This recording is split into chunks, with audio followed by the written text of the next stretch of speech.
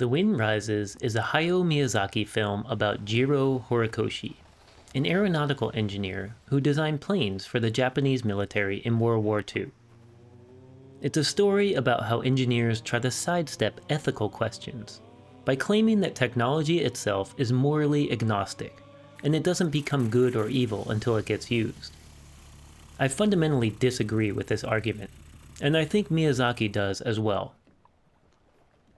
The story opens with Jiro defending an innocent boy from a group of bullies.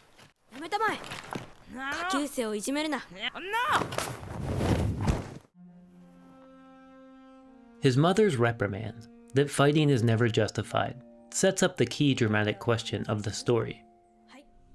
Jiro is completely enthralled by the beauty of flight, and he dreams of devoting his life to designing airplanes.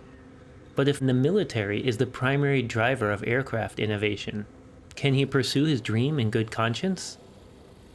This ethical dilemma plagues his dreams, where eventually the Italian aircraft designer Giovanni Caproni shows up with some advice.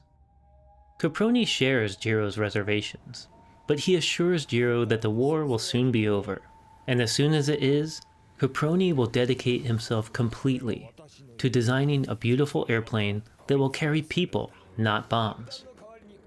Convinced that he too can design airplanes that are beautiful dreams and not tools for war, Jiro sets out to study aeronautical engineering.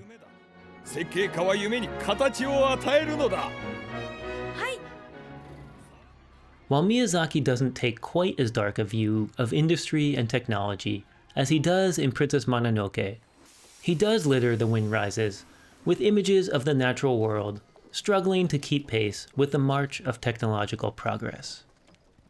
Oxen haul cutting-edge airplane prototypes, bicycles plod alongside trolley cars and automobiles, and trains punctuate pristine landscapes, sending farmers running for their lives. Jiro's friend Hanjo sees these remnants of a lower-tech society living more in sync with nature as evidence that Japan is lagging behind more modern countries like Germany. But Jiro looks at the same things and he sees the beauty of nature. He sees how nature has already solved many of the same problems they're studying in school and how this can inform their work. After they graduate, Jiro and Hanjo go to work for Mitsubishi, and the company always selects Jiro for the most difficult assignments because he's an amazing engineer with a relentless work ethic. On top of completing all of his assigned work perfectly, Jiro doesn't hesitate to point out problems he sees in the specs, and then propose solutions to these problems inspired by his observation of the natural world. Although they initially bristle at Jiro's candor, the company eventually comes to recognize the merits of his approach. By the end of the story, Jiro is leading the team building the new Mitsubishi A5M fighter. And in a rousing late-night pep talk, he jokes, everyone freezes. It's the moment where a leader might tell a team that technology is agnostic, neither good nor evil in itself. And it's also deterministic. You can't stop its progress. So it's imperative that we, the good guys, invent every powerful new technology before the bad guys do. It's also the moment where Jiro, now that he's in charge, could finally stand up and defend his principles of nonviolence. But he doesn't. He just lets the tension evaporate, and everyone breaks into a relieved laughter.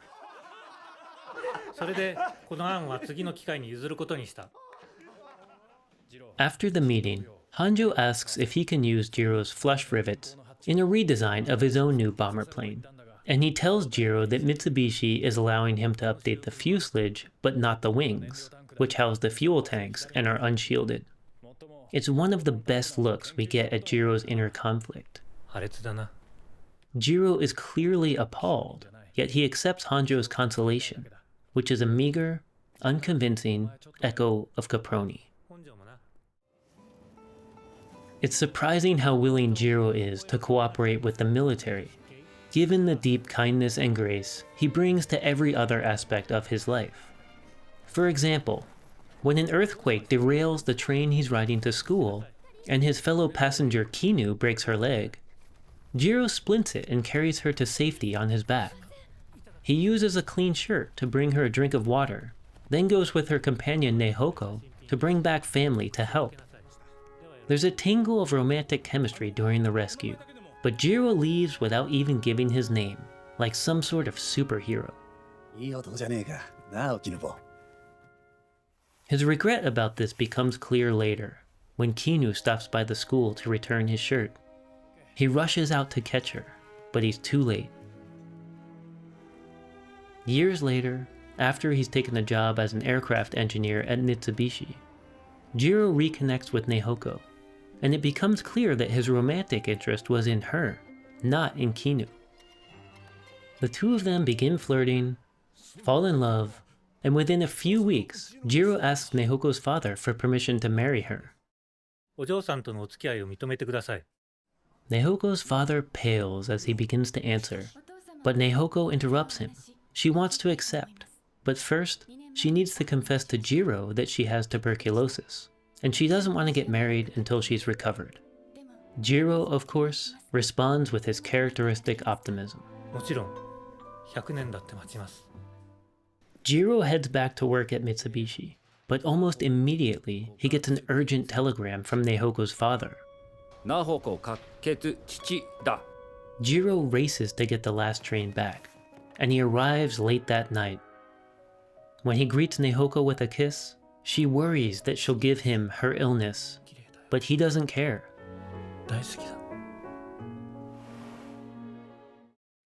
The first few times I watched this film, I thought Jiro's reckless abandon was evidence that he was not so much a rational engineer as he was an artist in pursuit of the technological sublime.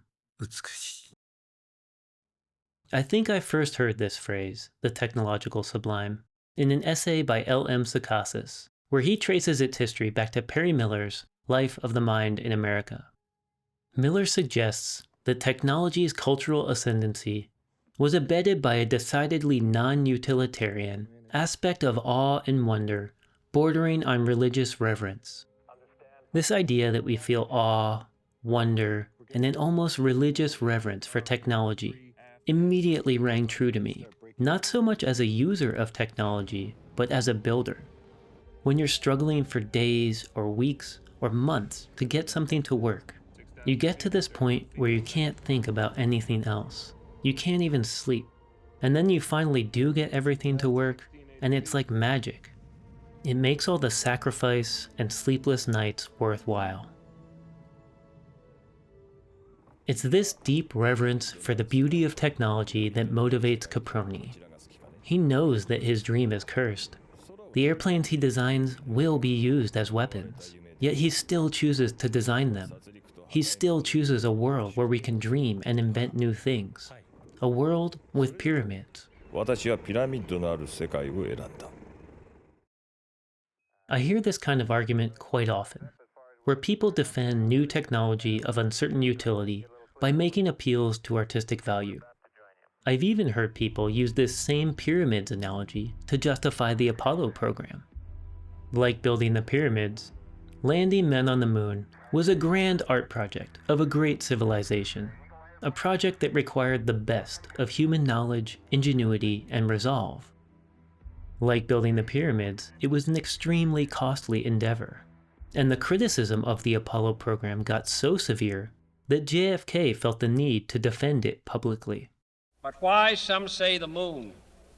Why choose this as our goal? And they may well ask, why climb the highest mountain? Why, 35 years ago, fly the Atlantic? Why does Rice play Texas? We choose to go to the moon in this decade and do the other things, not because they are easy, but because they are hard. Because that goal will serve to organize and measure the best of our energies and skills. His justification is totally non-utilitarian. It's almost existentialist. We're going to the moon because it's hard, and hard things call forth our best energies and skills. While I kind of love the existentialism of JFK's justification for the program, I also understand that it's kind of tough to swallow, given the risk and cost of these missions. Neil Armstrong and Michael Collins, two of the astronauts on the Apollo 11, thought their prospects of making it back to Earth were 50-50. Damien Chazelle does an amazing job dramatizing the stress this causes in his 2018 feature film, First Man. The astronauts lose control of their spacecraft during a practice mission, and NASA cuts the live feed the families are listening to. Jan, the ship is stable. They're gonna be all right. Fine. Turn the box back on. Jan, you have to trust us. We've got this under control. No, you don't. All these protocols and procedures to make it seem like you have it under control. But you're a bunch of boys making models out of balsa wood. You don't have anything under control. I love this moment so much. It's kind of absurd to compare the technology that we used to land humans on the moon to balsa wood models. But in a way, it's also kind of true. And it really changed the way I thought about the Apollo program. America, JFK, NASA, and Neil Armstrong himself are all taking a 50% chance of leaving Janet Armstrong a widow, taking a 50% chance of leaving her children without a father, just because landing on the moon is hard and they want to prove they can do it. Boys definitely sounds right. The last time I saw The Wind Rises, I got really focused on Nehoko. You might say she's the Janet Armstrong of this story. Jiro may be more artist than engineer, but Nehoko is an artist. She's an oil painter. She's at her most vibrant when she's painting, outdoors, or both. Her tuberculosis makes this difficult, however. She's often bedridden, and she even does a stint trying to speed her recovery at a sanatorium in the mountains. But it's not long before she's sneaking out to return to Jiro's side so she can support him while he works, even if it's at odds with her own recovery. It's clear from her complete disregard for her own health just how deeply she loves Jiro.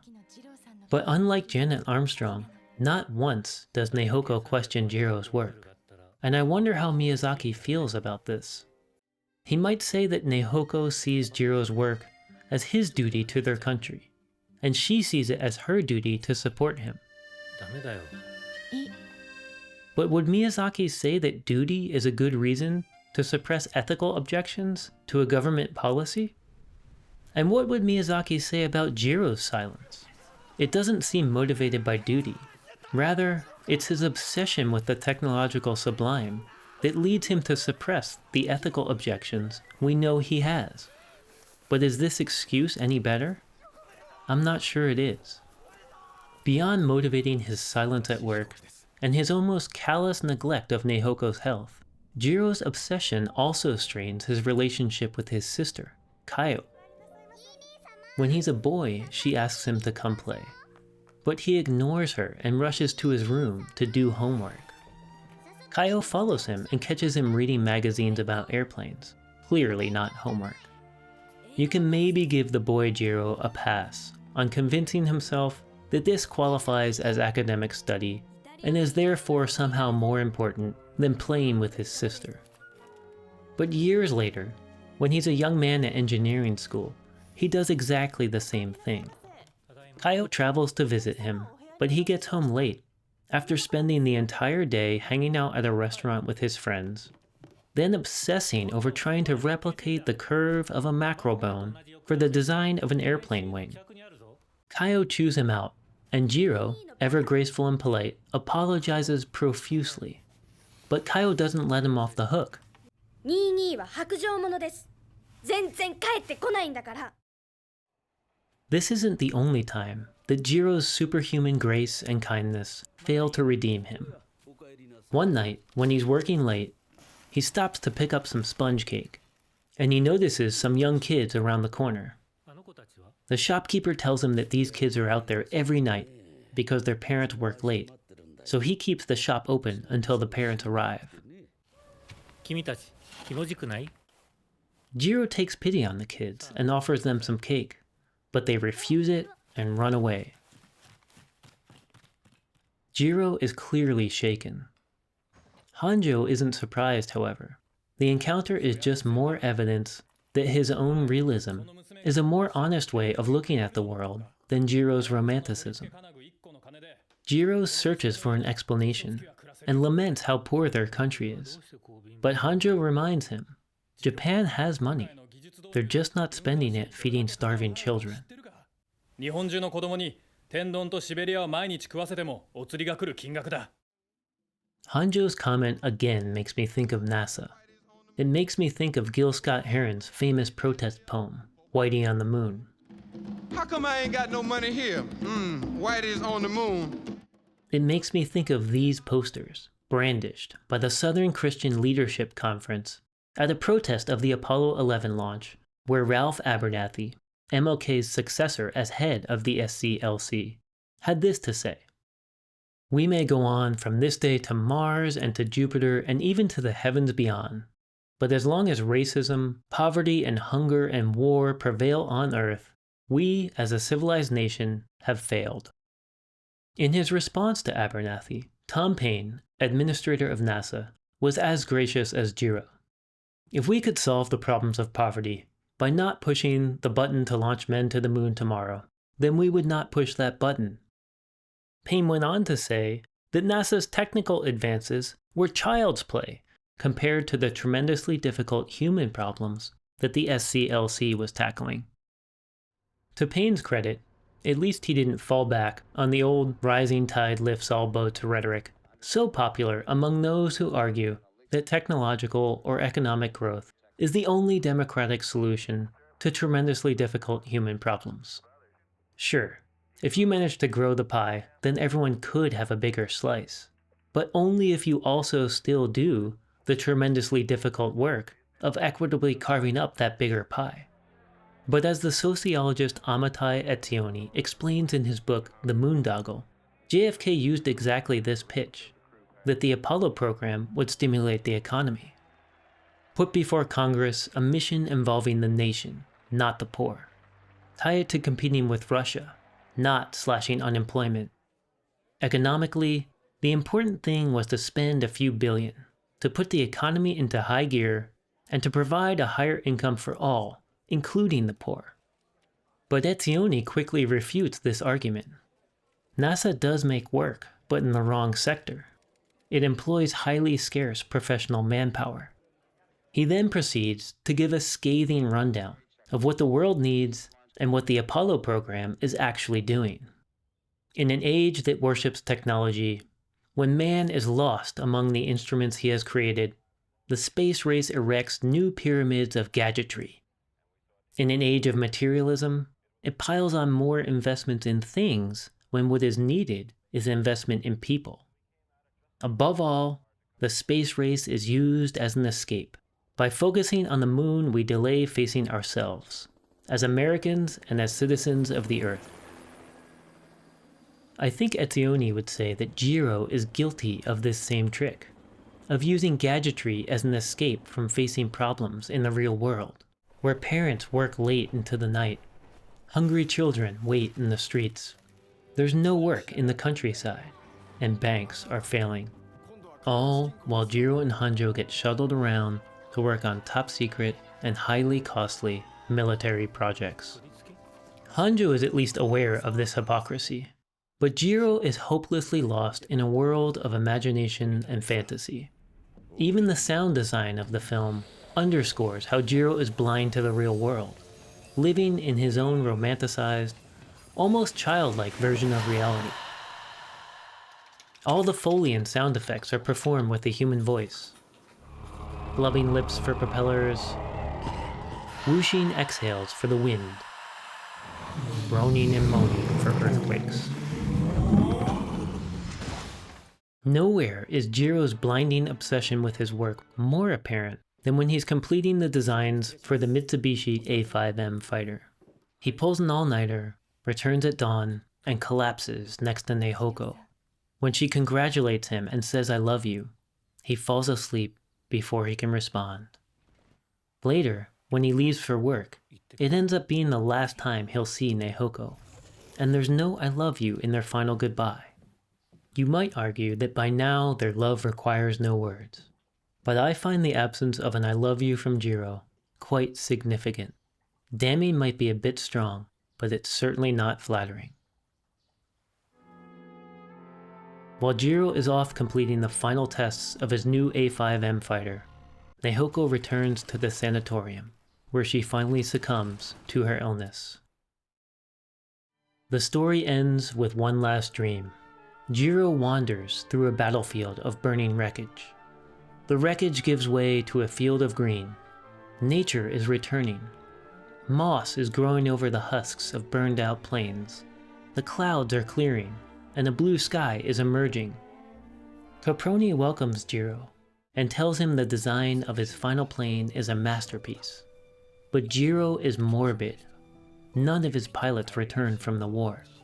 And when Nehoko shows up with a plea for Jiro to embrace life, it just brings him to tears.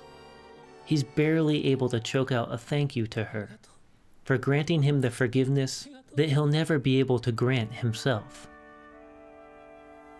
I've seen The Wind Rises 5 or 6 times now, and each time I watch it, it means something different to me. When Caproni asks Jiro which world he will choose, the world with pyramids or the world without them, it's still early enough in the story for us to think, maybe Caproni has to compromise. But is Jiro so pure that he can escape Caproni's curse altogether and somehow achieve his dreams with clean hands? When I first saw this film, I thought he had figured it out. Jiro is a phenomenal engineer. I love his unrelenting dedication to the pursuit of beauty, his grace and kindness, his moral objections to working for the military. But it's a much more tragic story to me now, because he never defends his principles of nonviolence. The beautiful airplanes that he designs do become tools for slaughter and destruction. And ultimately, it's Caproni who gets the last word. When he invites Jiro to come over for a drink, I can't help thinking again of Janet Armstrong and her boys making models out of balsa wood. I can't help thinking, has anyone learned anything? And I can't help thinking, what if Jiro had a different dream? What if his dream was not creating beautiful airplanes? What if, like Nehoko, his dream was creating beautiful paintings? These are the questions that Jiro is left asking himself at the end of the story. Questions that we're also left asking. Questions we might ask whenever we encounter a new technology that promises to change the world. Because technology can change the world, and it's worth thinking about what kind of change that will be before we decide we want to try to build it. I've been working on this essay for a while, so if you liked it, please smash that subscribe so you don't miss the next one. Thanks.